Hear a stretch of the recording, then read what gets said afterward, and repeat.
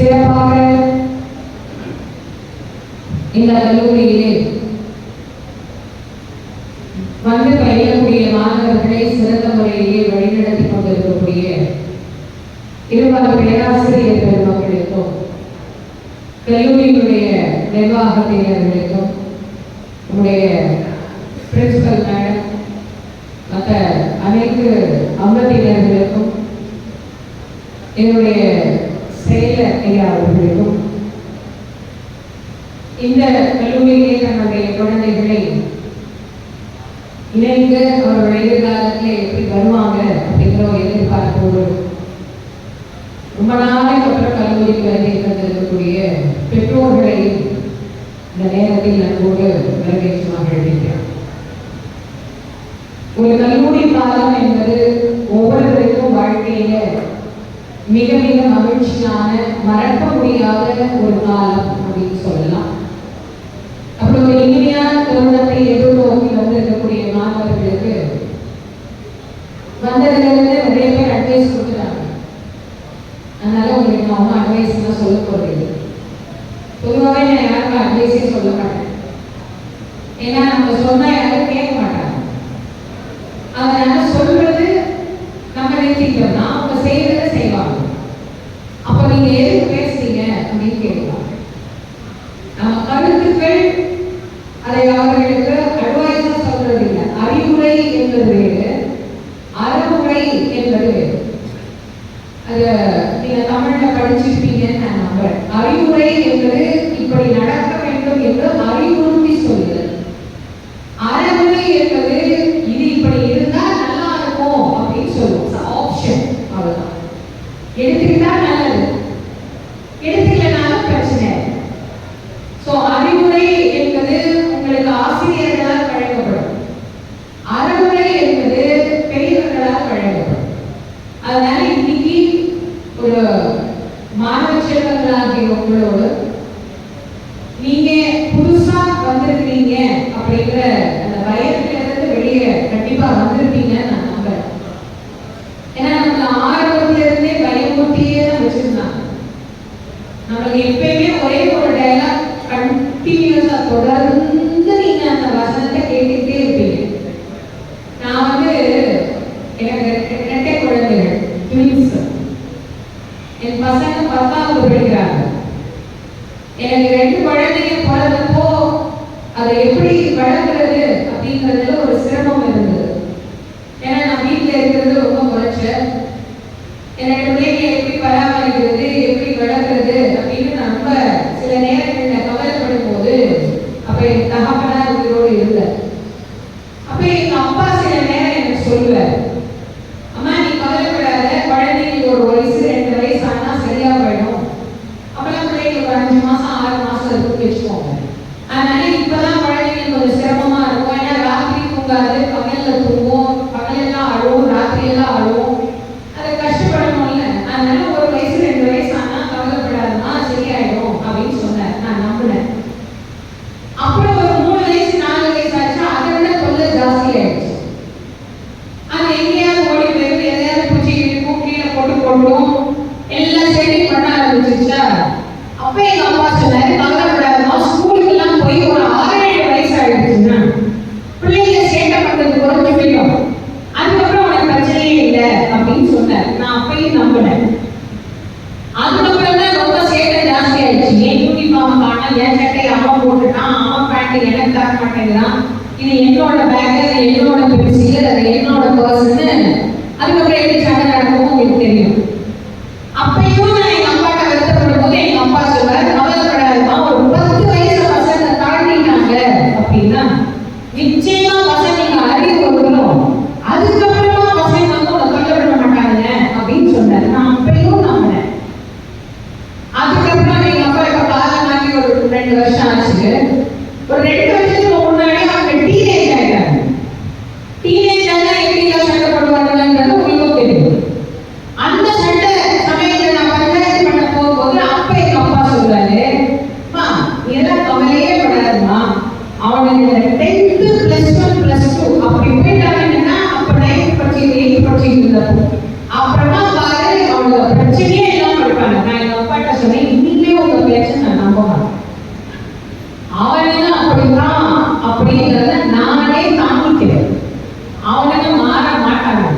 அவனுக்கு அப்படித்தான். அதனால என்ன நான் மாத்திக்கிறேன், அவனுங்களே அடிச்சுக்கணும், அவனுங்களே சண்டை போடணும், அவனுங்களே சமாதானம் ஆகிக்கணும், என்ன நானே சமாதானப்படுத்திட்டேன். இதே மாதிரிதான் உங்களுக்கும் ஸ்கூலுக்கு போகும்போது சொல்லியிருப்பாங்க, தம்பி நான் 5ஆவதெல்லாம் கரெக்டா நீ பாஸ் பண்ணியிருக்கோம் பாப்பா, இது குட்டி கிளாஸ் நினைக்க கூடாது, நல்லா படிக்கணும், இதுதான் நமக்கு பேஸ். இதை நீ நல்லா படிச்சுட்டீங்கன்னா நீ சூப்பரா வந்துடுற, நான் சாக்லேட் வாங்கி தரேன், பாவச்சட்டை வாங்கி தரேன், சைக்கிள் வாங்கி தரேன், கொலுசு வாங்கி தரேன், இப்படி எல்லாம் சொன்னாங்க. அப்பையும் நாங்க நம்பணும், நம்புறீங்களா? நம்பணும். அப்புறம் 6வது 7வது வரும்போது சொன்னாங்க, கவர்மெண்ட் எக்ஸாம் ஃபர்ஸ்ட் நீங்க அப்பதான் கவர்மெண்ட் எக்ஸாம் பாஸ் பண்ணணும், அதுதான் உங்க மார்க், அதை வச்சுதான் நீங்க குரூப் எல்லாம் எடுக்கணும். அதனால இந்த 8th 9th 10th எல்லாம் நீங்க ஒழுங்கா படிச்சாதான் உங்க லைஃப் என்ன அப்படின்னு நீங்க டிசைட் பண்ண முடியும் அப்படின்னு சொன்னாங்களா? அதை நம்புறீங்களா? நம்பணும், வேற வழி இல்லை, நம்பிக்கையான ஆகும், நம்பணும். அப்புறம் 10th வந்ததுக்கு அப்புறம் ஒரு வார்த்தை சொன்னாங்க, இனி 3 வருஷம் நீ வாழ்க்கையே நினைக்கவே கூடாது, சினிமாவுக்கு போக கூடாது, அதை பண்ணக்கூடாது, இதை பண்ணக்கூடாது, அதை செய்யக்கூடாது, இதை செய்யக்கூடாது, ஒன்லி ஃபோக்கஸ் எங்க இருக்கணும்னா உன்னுடைய படிப்புல மட்டும்தான் நீ வந்து கவனம் வைக்கணும். அப்பதான் நீ ஒரு நல்ல காலேஜ்ல போய் நீ சீட் வாங்க முடியும். அதையும் நம்பிருப்பீங்கன்னு நினைக்கிறேன். நம்புறீங்களா?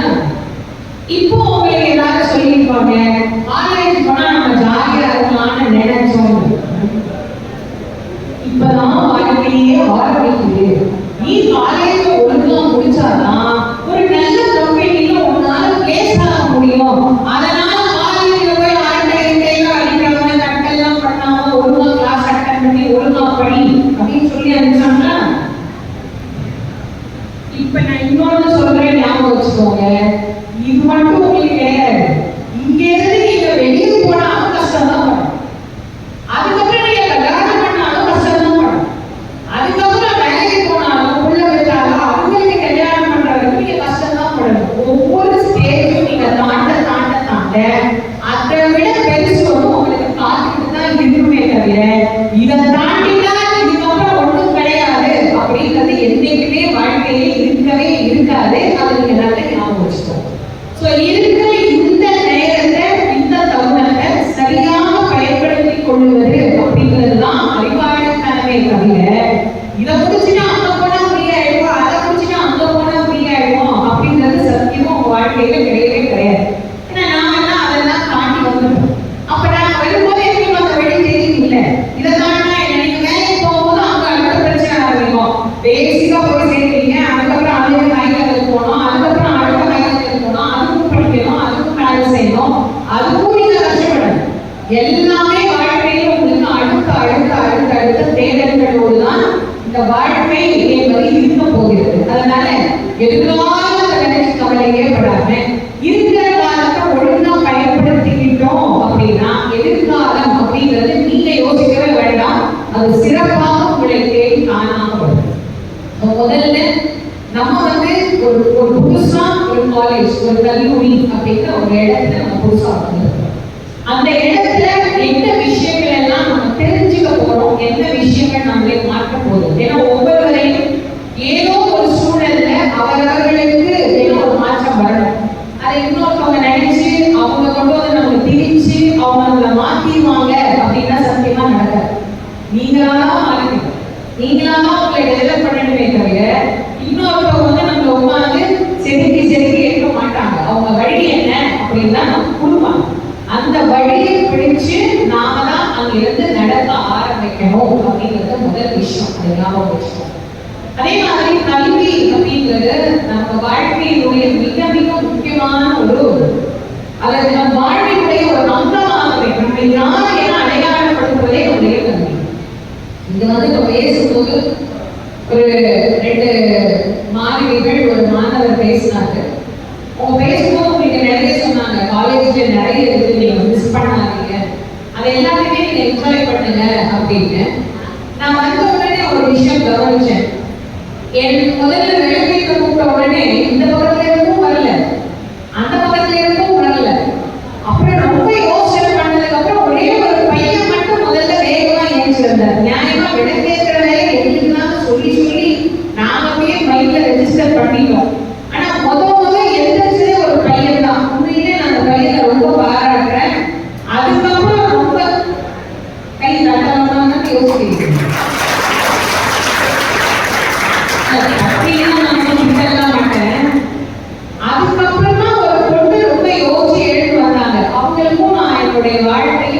பாராட்டின்னு சொல்றேன். எவ்வளவு பேர் வந்தீங்க இருக்கிறாங்க? புதுசா 270 பேர். 270 பேர் உட்கார்ந்துருக்கீங்க புதுசா வந்தவங்க. இந்த 270 பேர்ல ஒரு 2 பேருக்கு எந்திரிக்கணும் அப்படிங்கிற தைரியமே போகும். நீ போல உங்களை என்ன வெளியாக சொன்னாங்க, விலகுதானே சொன்னாங்க. விலகுறதுலயே நீங்க இவ்வளவு யோசிச்சீங்கன்னா நீங்க மத்ததெல்லாம் எவ்வளவு வேகமா அட்டன் பண்ணுவீங்க அப்படிங்கிறத நீங்களே முடிவு பண்ணுங்க. எதுவா இருந்தாலும் முதல்ல செஞ்சுதான் பாரு. அதுல என்ன இருக்கு? எப்பயுமே வாழ்க்கையில ஒண்ணே ஒண்ணு தெரிஞ்சுக்கணும். அந்த பேசுற பசங்க சில விஷயம் சொன்னாங்க, ஆப்பர்ச்சுனிட்டி அப்படின்னு ஒண்ணு சொன்னாங்க. வாய்ப்பு என்பது வாழ்க்கையில் ஒரு முறைதான் உங்கள் மனதை தட்டும். அந்த முறை நீங்கள் திறக்கவில்லை என்றால் இன்னொரு உங்களை யாரும் விளக்கே தூக்க மாட்டாங்க. நான் விளக்கே முடிவு வச்சோம் பாத்தீங்களா?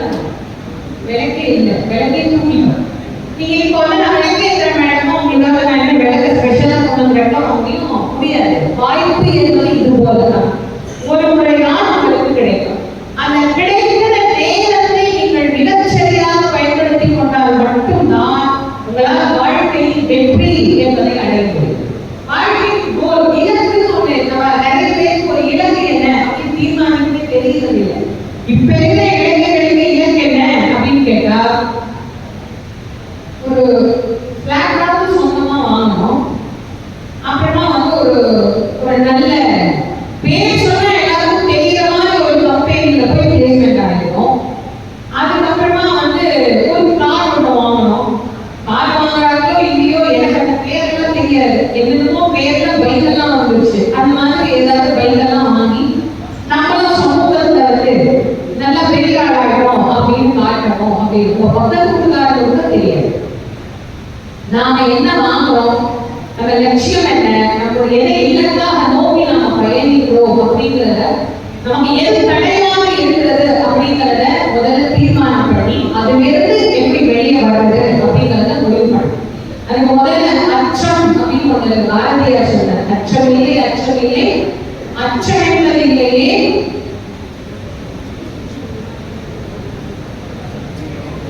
தெரியுமா? படிச்சிருக்கீங்களா? என்ன படிச்சீங்க? எங்க படிச்சீங்க? ஞாபகம் இருக்கா? ஸ்கூல்ல படிச்சிருக்கீங்க. சரி, நான் சொல்றேன், அப்புறமா நீங்க சொல்றீங்களான்னு பாருங்க. அச்சமில்லை அச்சமில்லை அச்சம் என்பதிலேயே அடுத்து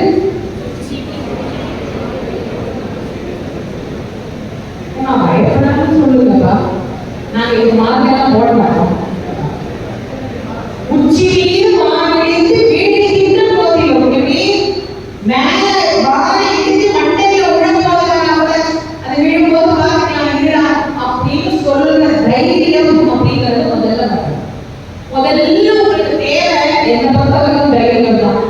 தைரியம் அப்படிங்கிறது தேவை, அசட்டுத்தனம் அப்படிங்கிறது தேவை. தைரியமா நீங்க ஒண்ணு ஹைவேல போய் பஸ் லாரி வரும்போது எதுக்காக நீங்க கூடாது, அது முட்டாள்தான். தைரியம் என்பது வள்ளுவர் ரொம்ப தெளிவா சொல்லியிருக்கிறார். எதுக்கு பயப்படணும், எதுக்கு பயப்படக்கூடாதுன்னு சொல்லியிருக்கிறார். அஞ்சுவது அஞ்சாமை பேரமை, அஞ்சுவது அஞ்சல் அறிவான தொழில்கள். அறிவானது எதுக்கு பயப்படணும், பயப்படக்கூடாதுன்னு ஒரு தெளிவு வச்சுக்குவாங்க. யாராவது கேட்டா சொல்லிட்டு வார்த்தையே வராது. ப்ரொஃபசர் யாராவது கேட்டா காரணம் போடும், வார்த்தையே வராது. ஆனா இந்த கேம்பஸ் தாண்டி வெளியே போனா சட்டம் கேட்கும் யோசிச்சு உள்ள இருந்து தொண்டையே போட்டாரு. எதுக்கு ஏன் பயப்படணும்? நான் வந்து இங்க பாக்குறேன் ஸ்பைன்ல இருக்கிற எல்லாம் ப்ரொஃபசர் தான் நினைக்கிறேன். கரெக்டா? இல்ல அவங்க ஸ்டூடெண்ட்ஸ் மாதிரியே தான் இருக்கிறாங்க. அவங்க அப்போ கண்டிப்பா அவங்க சொன்னது உண்மைதான். நீங்க எல்லாரும் ஃப்ரெண்ட்லியா இருப்பாங்க அப்படின்னு சொன்னாங்க. அவங்களும் உங்களுக்கு ஃப்ரெண்ட்லியா தான் இருப்பாங்க. இப்பெல்லாம் ஆசிரியர்களுடைய நிலைமை ரொம்ப பரிதாபம் ஆயிடுச்சு. முன்னெல்லாம் வந்து ஆசிரியர்கள் அப்படின்னாலே வாத்தியார் பார்த்தோடனே சர்டிஃபிகேட் வைக்கணும், அவருக்கு விஷ் பண்ணணும். இப்ப அவங்க விஷ் பண்றாங்களே இல்லையோ, நாங்களே வழிய போய் கம்பெனி நல்லா இருக்கியா அப்படின்னு கேட்டாதான் நம்ம விரோதி மாதிரி பார்க்காம இருப்பான். நான் பார்ப்பான், நீ எனக்கு பார்த்து போறியா, நீ நான் பார்த்துக்கிறேன்ட்டு போவோம். அதனால இப்ப ஆசிரியர்களுக்கு பயிற்சி கொடுத்து இப்ப ஆசிரியர்களுக்கு பேசுற மாதிரி நிறைய கல்லூரிகள்ல ஆசிரியர்களுக்கு கிளாஸ் எடுக்கிறேன். ஆசிரியர்கள் எப்படி மாணவர்கள் நடக்கும் கிளாஸ் எடுக்கிற நிலைமைக்கு நீங்க சமூகம் மாறி போச்சு. ஏன்னா நீங்க ரொம்ப ஃப்ரெண்ட்லியா இருக்கீங்க, அதனால அவங்களும் ஃப்ரெண்டா மாறி வேண்டியதான், ஒன்றும் தப்பு கிடையாது. ஆனா அதுவும்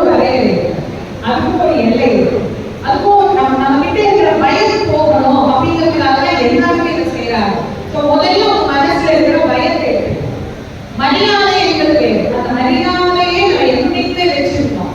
அதை தாண்டி நம்ம கிட்ட இருக்கக்கூடிய மைனஸ் என்ன, அந்த மைனஸ் எப்படி நாம பெருசா மாற்றுறது, இது ரொம்ப முக்கியம்.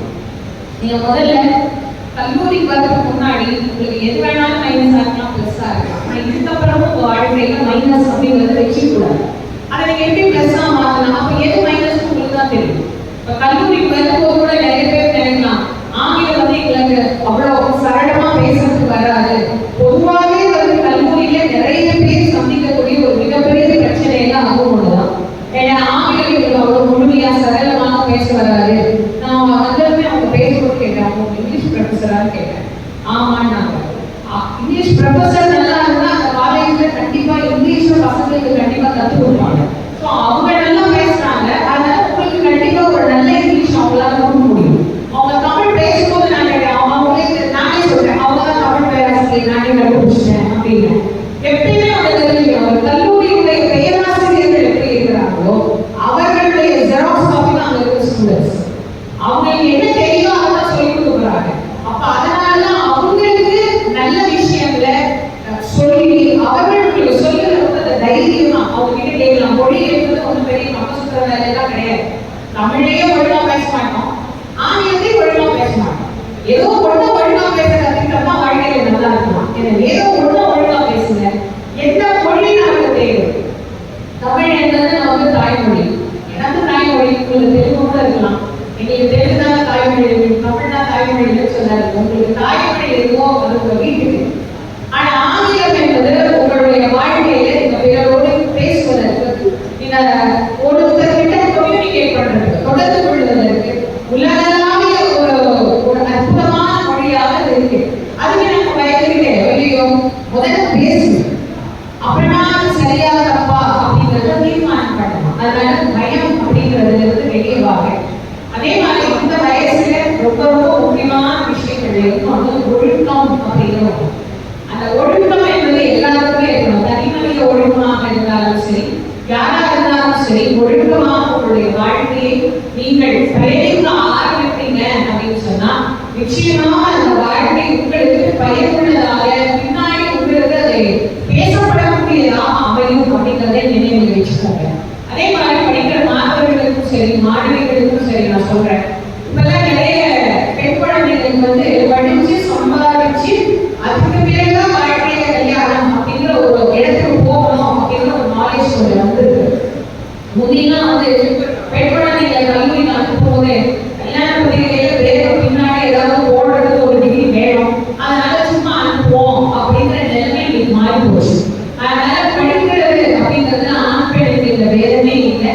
ரெண்டு பேரும் உங்க வாழ்க்கையை நீங்க எப்படி வழிநடத்த போறீங்க அப்படிங்கிறது இந்த இடம் உங்களுக்கு தீர்மானிக்கக்கூடிய. அதனால கல்வியை ஒழுக்கமான கல்வியாக படிங்க. படிக்கும் போது நீங்க இவங்கெல்லாம் நிறைய சொல்லி தருவாங்க எப்படி படிக்கணும்னு, நான் அதெல்லாம் சொல்ல போறது.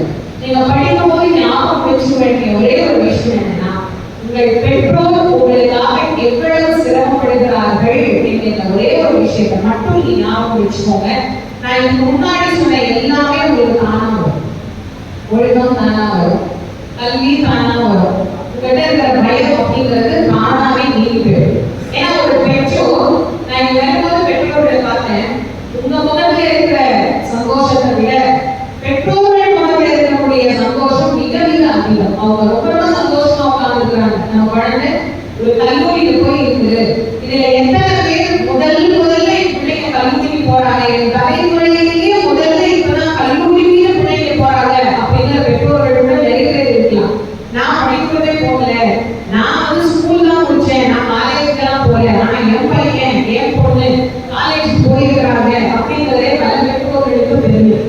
அதனால பெற்றோர்கள் உங்களுக்கு வாழ்க்கையில செய்யக்கூடிய அந்த நல்ல விஷயங்கள் நீங்க ஞாபகம் வச்சுக்கோங்க. அதனால சின்ன பிள்ளைகளே ஸ்கூல்லே சொல்லி கொடுத்துருப்பாங்க, மாதா ஞாபகம் மறந்துட்டு மாட்டீங்க. மாதா பிதா குரு தெய்வம் முதல்ல நம்ம ஞாபகத்தை வச்சுக்க வேண்டியது இந்த நாளே கேட்கலாம். அம்மா அப்பா, ஆனா நான் பெற்றோர்னு சொல்றேன். இந்த அம்மா அப்பா நமக்காக எவ்வளவு கஷ்டப்பட்டாங்க, கஷ்டப்படுறாங்க அப்படிங்கிறத என்னைக்குமே நம்ம வாழ்க்கையில மறக்கவே கூடாது. ரொம்ப வேடிக்கையா ஒரு ஒரு சின்ன விஷயம் சொல்றேன். ஒரு பென்சிலும் பேனாவும் ஒரு நாள் பேசியிருக்கோம். இந்த பேனா சொல்லுதான் என்னென்ன நீ நல்லா எழுதுற அப்படின்னு சொல்லிக்கலாம். அது உடனே பேனா பென்சிலை பார்த்து சொல்லிக்கலாம், நீ சொல்றது கரெக்ட் தான், ஆனா நான் ஏதாவது எழுதுனா அதை அழிக்க முடியாது, அது ரொம்ப கஷ்டம். ஆனா நீ எதை எழுதினாலும் அதை அழிச்சிடலாம், அதை பத்தி நீ என்னைக்காவது யோசிச்சிருக்கியா அப்படின்னு.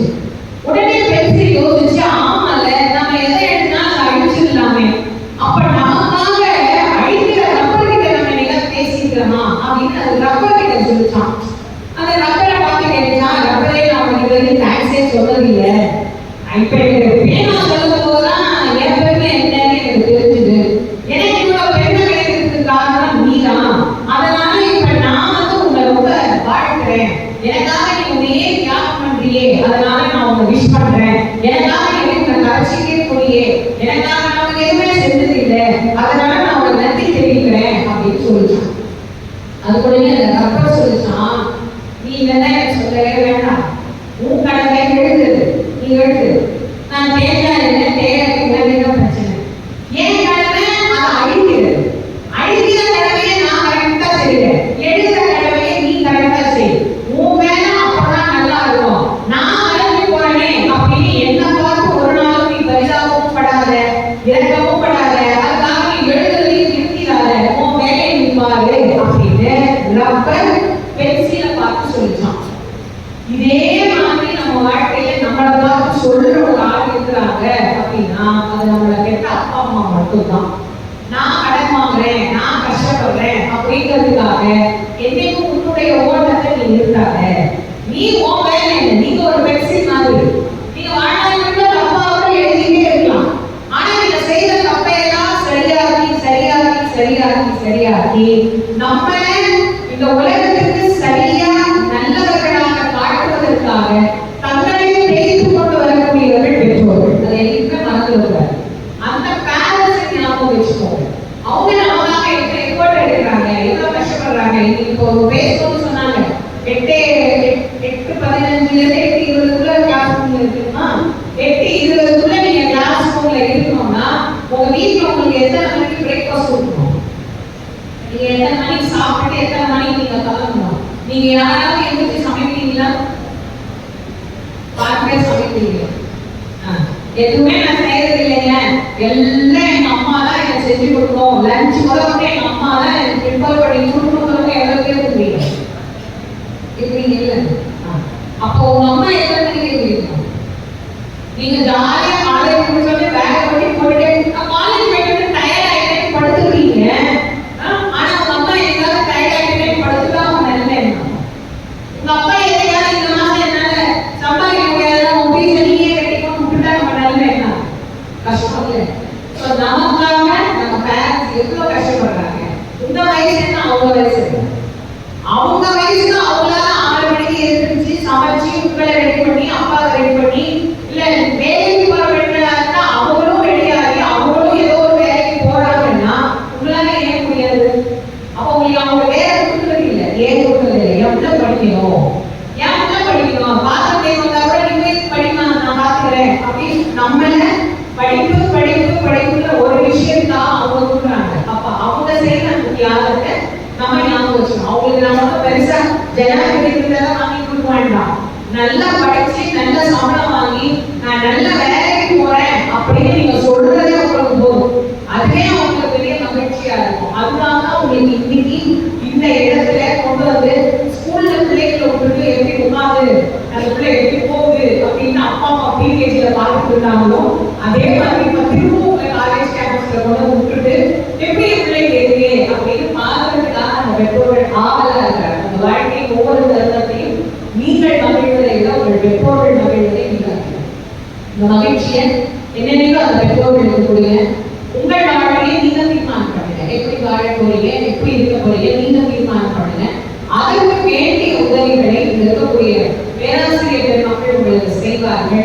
ஒரு நல்ல கல்லூரியில நாம வந்திருக்கிறோம், இங்கிருந்து நாம எப்படி வெளியே போக போறோம் அப்படிங்கிறத தீர்மானித்து இந்த சமூகத்திற்கும் ஒரு நல்ல ஒரு மனிதனாக, சமூகத்துக்கு ஒரு நல்ல மனிதன் என்பது மிக முக்கியமானது. அப்படி ஒரு சமூகத்திற்கு நல்ல மனிதனாக உங்கள் குடும்பத்தை கல்லூரிக்கு ஒரு நல்ல மாணவராக நீங்கள் விளக்க வேண்டும் அப்படின்னு எல்லாரும் பெருமானுடைய உறுப்பினுடைய குருநாதர் காரியார் சுவாமியுடைய அருள் உங்கள் எல்லாருக்கும் பரிபூர்ணமாக கிடைக்கணும் அப்படின்னு இந்த நேரத்தை நான் பிரார்த்தனை செய்து எல்லோருக்கும் என்னுடைய வாழ்க்கையும் அன்பையும் தெரிவித்து எல்லாருமே நல்ல சந்தோஷமா இந்த கல்லூரியினுடைய இந்த முதல் ஆண்டை வெற்றிகரமான ஆண்டாக நிறைவு செய்யணும் அப்படின்னு வேண்டி எல்லோருக்கும் என்னுடைய நன்றியை தெரிவித்து விடைபெறுகிறேன். நன்றி.